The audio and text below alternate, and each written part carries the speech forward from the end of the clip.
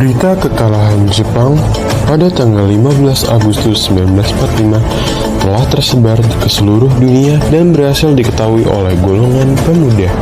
Yang pertama kali mengetahuinya adalah Sultan Syahrir. Pada sore harinya, Sultan Syahrir pergi untuk menemui Bung Hatta.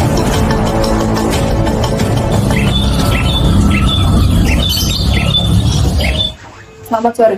Ya, selamat sore. Ada apa, Bung Sultan? Saya hanya ingin memberitahu bahwa saya telah mendengar kekalahan Jepang dari sekutu. Bukankah semua stasiun radio kita disadap oleh tentara Jepang? Kami mendengar dari radio gelap yang kami buat sendiri. Ini adalah berita yang sangat baik. Kalau begitu saya mengambil kesempatan ini untuk memproklamasikan kemerdekaan. Dan bagaimana kalau pernyataan itu tidak dilakukan oleh PPKI? Tetapi saya tidak bisa memutuskan sendiri. Bagaimana kalau kita ketemu Bung Karno? Baiklah kalau begitu. Akhirnya, mereka menemui Bung Karno yang saat itu menjabat sebagai ketua PPKI. Permisi, selamat sore. Selamat sore, Bung. Ada apa kalian berdua ke rumah saya? Apakah Bung sudah tahu berita kekalahan Jepang atas sekutu? Ya, saya sudah tahu. Tapi rasanya saya tidak yakin atas berita tersebut. Bung Karno, apakah kita bisa memproklamasikan kemerdekaan secepatnya tanpa campur tangan PPKI? Berat rasanya, karena juga saya tidak bisa memutuskannya sendiri. Tapi Bung, jika kita tidak segera bertindak cepat, maka kemerdekaan bangsa akan terhambat. Tidak, Bung. Saya tetap pada pilihan pertama Bung Syahrir.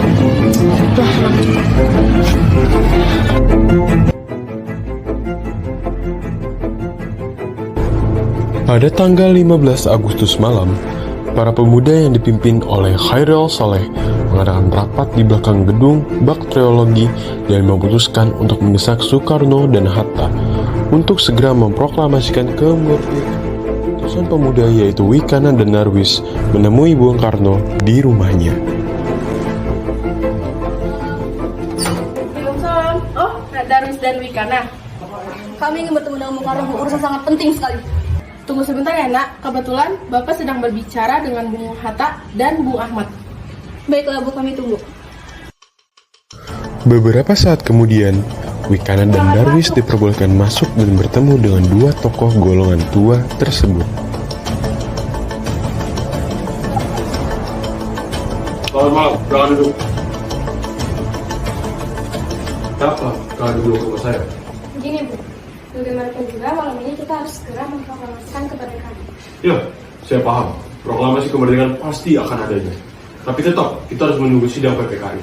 Saya mengusulkan bahwa kita harus menunggu sikap Jepang terhadap kemerdekaan yang mereka jadikan kepada kita. Jawaban tersebut membuat para pemuda tidak puas dan marah. Kami tidak mengancam, Bu. Sekarang solusi ada di tangan kami. Kalau tidak segera memproklamasikan kemerdekaan, kami akan ditutup. Jadi kalian berdua mengancam saya. Jangan harap kalian bisa mendapatkan izin dari saya. Kami tidak mengancammu, Bung. Kami di sini hanya ingin menyelamatkan bangsa ini. Apa-apaan itu? Ini leher saya. Kalian bisa memenggal ke leher saya. Tapi jangan harap kalian bisa mendapatkan izin dari saya untuk mendapatkan pertumpahan darah yang sia-sia. Sudah, hentikan perdebatan ini. Sebaiknya kalian berdua cari pemimpin lain untuk melakukan tindak kalian sendiri. Baiklah, jika itu mau bermudah, kami tidak akan mengambil tanggung apabila besok proklamasi belum diumumkan. Pada malam harinya, yaitu pukul 24.00, para golongan pemuda melakukan rapat sendiri di Jalan Cikini 71 yang dihadiri oleh Wikana, Yusuf Kunto, Dr. Murwadi, dan Singgi, dan ketuanya Khairil Saleh. Dengan hasilnya, yaitu mengamankan Bung Karno sekeluarga dan Bung Hatta ke Rengas Dengklok.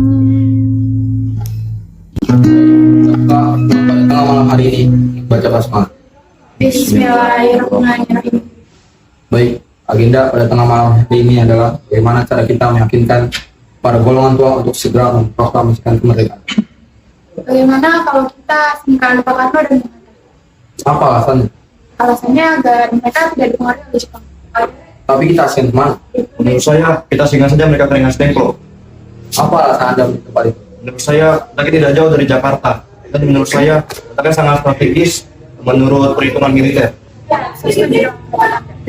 Baik, keputusan sudah bulat. Karno dan Bung Hatta kita asing ke Rengas Dengklok. Baik, saya rasa sudah cukup untuk pertemuan pada tengah malam hari ini. Dan saya juga sudah sangat ngantuk. Baik, kalau baca Anda bersama-sama. Alhamdulillah.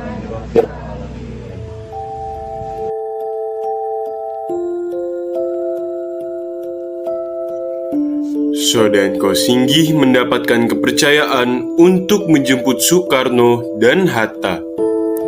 Selamat malam, Bung. Silakan duduk, Bung.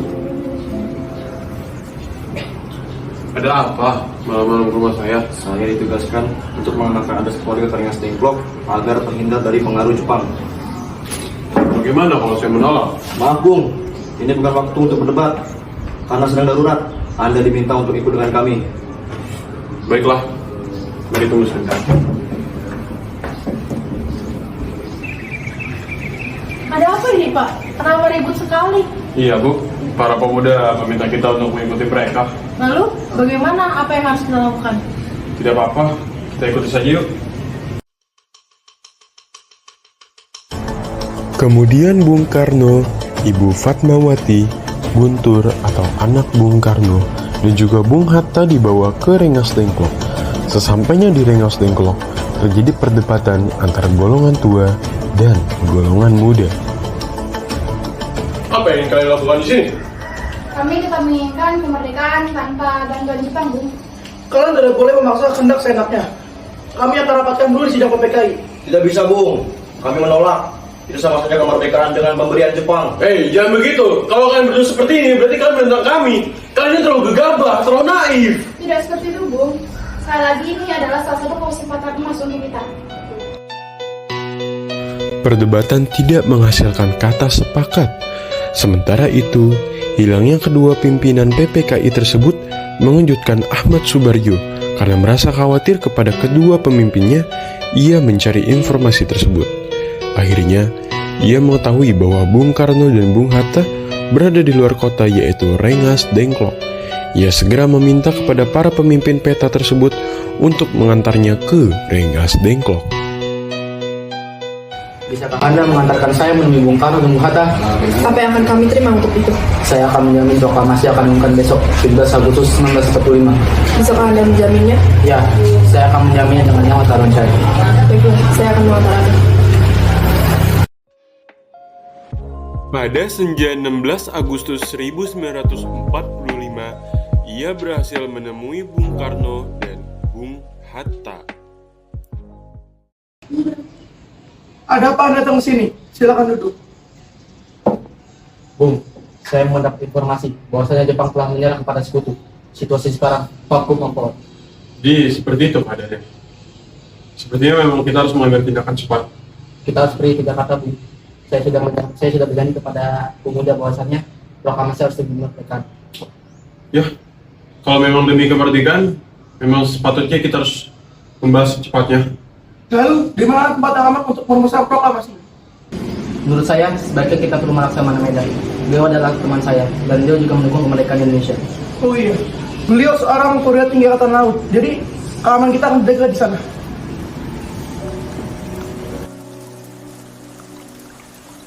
Tanpa berpikir terlalu lama, mereka berangkat menuju rumah Laksamana Maeda yang terletak di Jalan Imam Bonjol nomor 1 Jakarta.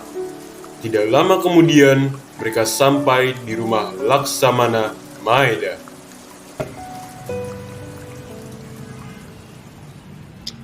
Selamat malam, Tuan. Maaf, tidak perlu apa tuan-tuan sekalian datang ke rumah saya. Apakah ada masalah yang serius? Jadi, Tuan Maeda, kami di sini untuk meminta izin kepada Tuan Maeda karena kami ingin menulis naskah teks proklamasi di rumah Tuan Maeda.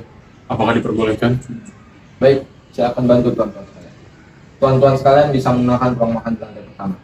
Saya sendiri akan menunggu di lantai atas. Tapi, bagaimana dengan para pemuda ini? Biarkan mereka menunggu di depan.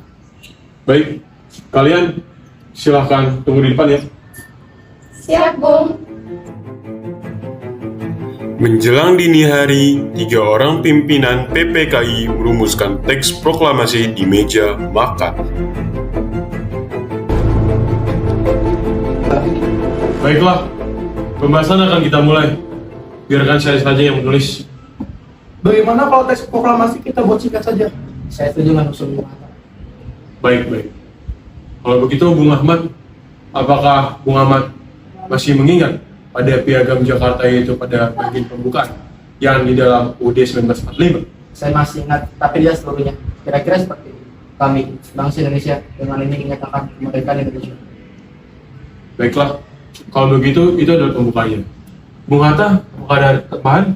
Bagaimana kalimat dari proklamasi, yaitu hal-hal yang mengenai pemilihan kekuasaan dan lain diselenggarakan dengan cara saksama dan dalam tempo singkat-singkatnya. Baiklah, kalau begitu itulah yang sudah kita putuskan.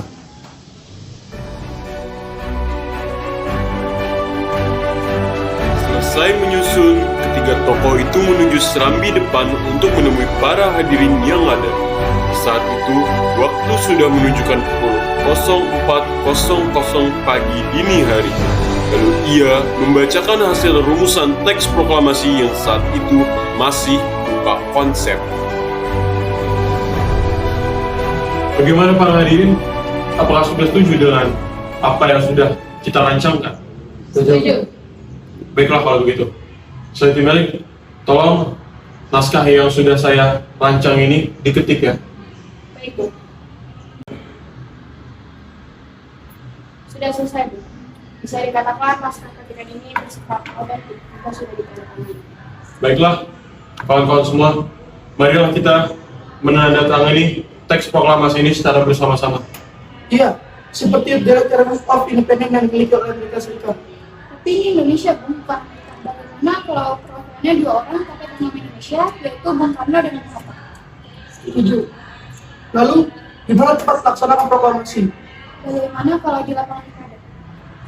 Sepertinya saya kurang setuju. Bagaimana dengan di halaman belakang rumah saya jam 10.00 karena untuk menghindari pertumpahan darah dengan Jepang. BMDA, tolong perbanyak teks tersebut, lalu sebarkan ke seluruh Indonesia. Siap, Bung.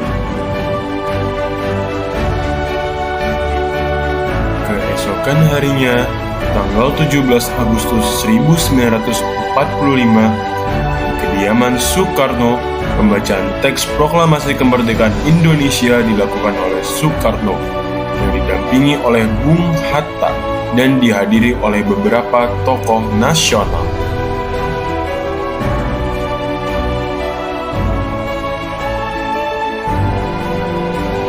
Proklamasi. Kami, bangsa Indonesia, dengan ini menyatakan kemerdekaan Indonesia. Hal-hal yang mengenai pemindahan kekuasaan dan lain-lain diselenggarakan dengan cara saksama dan dalam tempo yang sesingkat-singkatnya. Jakarta, 17 Agustus 1945, atas nama bangsa Indonesia, Soekarno, Hatta.